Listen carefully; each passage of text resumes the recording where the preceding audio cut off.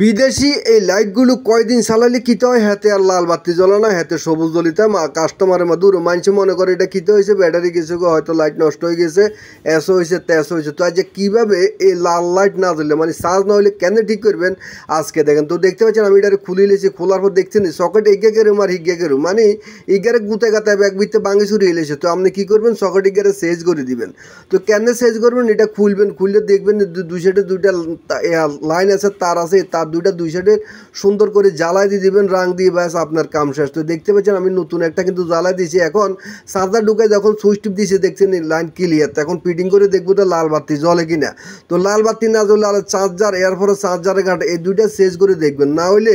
আপনি টেকনিশিয়ানকে দেখাবেন ভাইয়া কী সমস্যা এখন ভালো টেকনিশিয়ান দেখাইতে হবে এখন বর্তমানে তো এগুলো টেকনিশিয়ান পাওয়া যায় না তো দেখতে পাচ্ছেন এখন কিন্তু বড়ি দিছে দূর লাগাইছি আর এখন কিন্তু লাল বাতি জ্বলে তো কেমন লাগলো ভিডিওটা ভালো লাগলে শেয়ার করে দেবেন চ্যানেলটা সাবস্ক্রাইব করবেন।